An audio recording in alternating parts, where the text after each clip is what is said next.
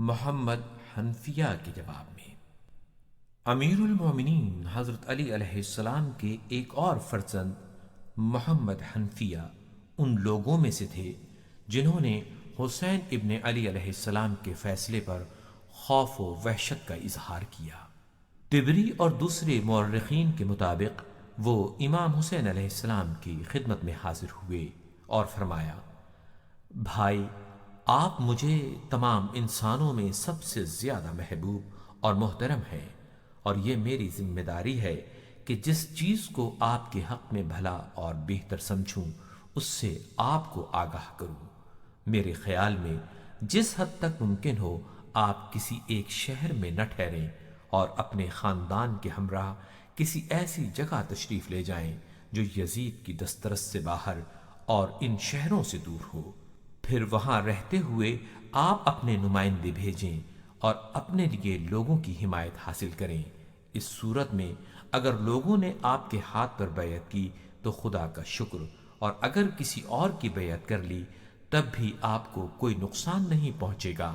لیکن اگر آپ ان شہروں میں سے کسی ایک شہر میں گئے تو مجھے ڈر ہے کہ لوگوں میں اختلاف پھوٹ پڑے گا،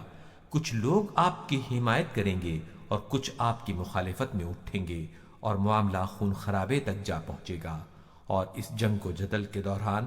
آپ ظلم و ستم کا نشانہ بن جائیں گے۔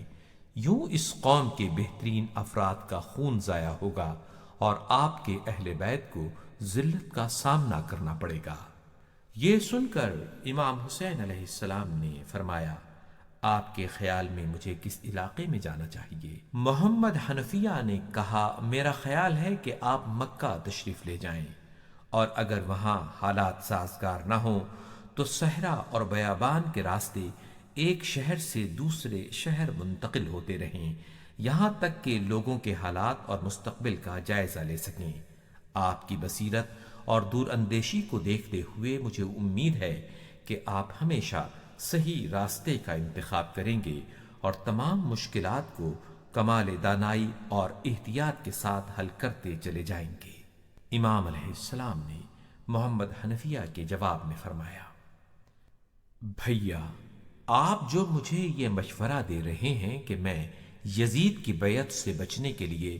ایک شہر سے دوسرے شہر جاؤں، تو یہ جان لیجئے کہ اگر اس وسیع و عریض دنیا میں میرے لیے کوئی پناہ گاہ یا ٹھکانہ نہ رہے